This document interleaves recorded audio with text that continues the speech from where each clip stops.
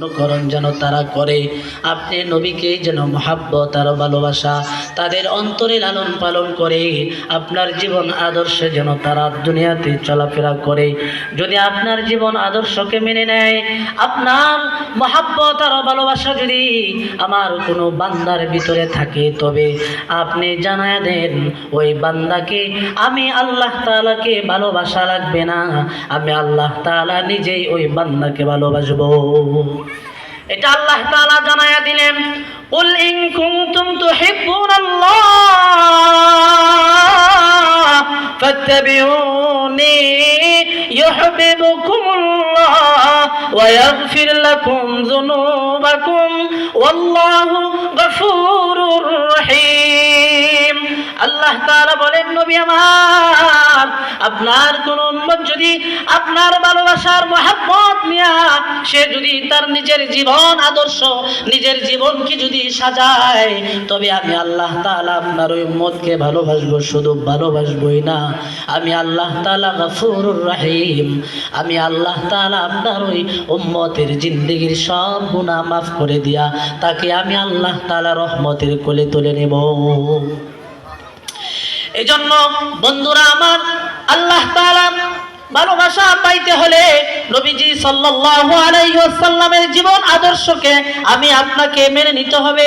নবীজির জীবন আদর্শ মানার জন্য আমি আপনাকে কি করা লাগবে? শুধু কি নবীজিকে ভালোবাসি এই কথা জবান দিয়া বললে চলবে না। নবীজিকে ভালোবাসি এর প্রমাণ হলো প্রত্যেকটা মানুষের সিরাত সুরত, প্রত্যেকটা মানুষের মাথার চুল থেকে নিয়ে পায়ের নখ পর্যন্ত যেই মানুষটা নবীজির সুন্নাহ দিয়া নবীজির সুন্নাহ দিয়া এই মানুষটা সাজাবে, নিজের জীবনটাকে সাজাবে।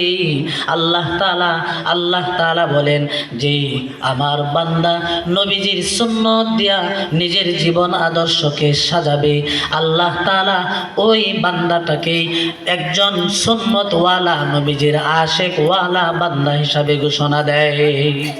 কারণ নবীজিকে ভালোবাসতে হলে নবীজির জীবন আদর্শকে ভালোবাসতে হবে, নবীজির সুন্নাহকে ভালোবাসতে হবে। মাথায় টুপি নাই, চুল কাটার কোনো কাটিনের কোনো সাইজ নাই। নবীজি যে আদর্শে চুল কাটলেন সেই আদর্শে আমরা চুল কাটি না। নবীজির মুখে দাড়ি ছিল, নবীজির লম্বা দাড়ি রেখেছেন, কিন্তু আমরা দাড়ির মধ্যে খোর লাগাই নবীর আদর্শ আমরা মানি না। নবীজি লম্বা জামা পরেছেন, আমরা লম্বা জামা পরি না। আমরা ইহুদি খ্রিস্টানের কালচার ব্যবহার করে আমরা টাই কোট প্যান্ট পরে আমাদের জীবন আদর্শকে চালাইতে থাকি ইহুদি খ্রিস্টানের মতো। তারপরে যদি আমরা দাবি করি যে আমরা মুসলমান, আমরা নবীজির আশিক, আমরা নবীজির উম্মত, এটা শুধুই দাবি হবে, বাস্তবে এটা প্রমাণ হবে না। কারণ হলো নবীজিকে ভালোবাসতে হইলে নবীজির জীবন আদর্শকে মেনে নিতে হবে, নবীজির সুন্নাহকে ভালোবাসতে হবে, নবীজির সুন্নাত দিয়া নিজের জীবন আদর্শকে সাজাইতে হবে। এজন্য আল্লাহর রাসূলের সামনে একজন সাহাবী এসে যখন বলছেন, ইয়া রাসূলুল্লাহ আমি আপনাকে ভালোবাসি, নবীজি বললেন কথাটা চিন্তা ফিকির করে বলো, আমার ভালোবাসা তো অত সহজ নয়। নবীজি যখন এই কথা বলছেন চিন্তা ভাবনা করে তারপরে কথাটা বলো যে আমাকে ভালোবাসা এত সহজ নয়, কারণ আমাকে ভালোবাসতে হইলে দুনিয়ার সব কিছু তুচ্ছ মনে করতে হবে। নিজের মা, নিজের বাবা, নিজের বিবি, নিজের সন্তান, নিজের দুনিয়ার সব কিছু তুচ্ছ মনে করি আমি রাসূলের ভালোবাসার মহাব্বত অন্তরে ফিট করতে হবে। তারপরেই তুমি দাবি করতে পারো আমি একজন নবী প্রেমিক, আমি একজন নবী প্রেমিক। তারপরে আমি দাবি করতে পারবো নবীজির জীবন আদর্শকে দিলের মধ্যে গেঁথে নিতে হবে। মাথার চুল থেকে নিয়ে পায়ের নখ পর্যন্ত নবীজির আদর্শ দিয়ে আমার জীবন আদর্শকে সাজাইতে হবে। এজন্য মুসলমান, আমার আলোচ্য বিষয় হলো নবীজিকে ভালোবাসতে হইলে এটার প্রমাণ কি?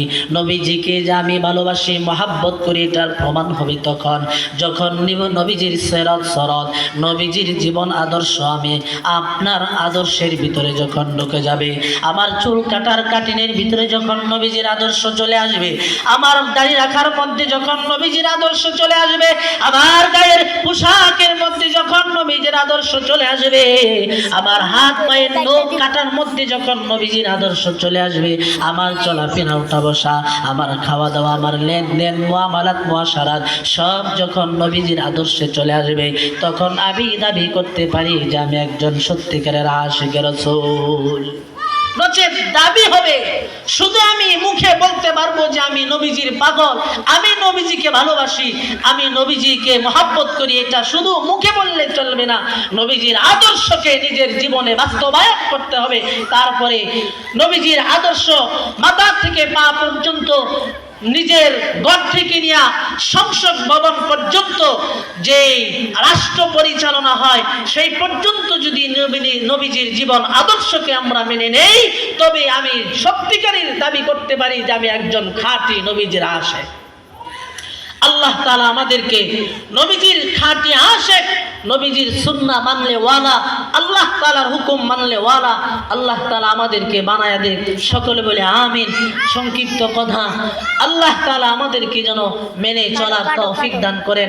আল্লাহ এবং আল্লাহর রাসূলের হুকুম আহকামগুলি যেন আমরা মৃত্যু পর্যন্ত মেনে ঈমানের হালতে যেন আমরা চলতে পারি, আল্লাহ তাআলা আমাদেরকে সেই তৌফিক দান করেন। আমিন।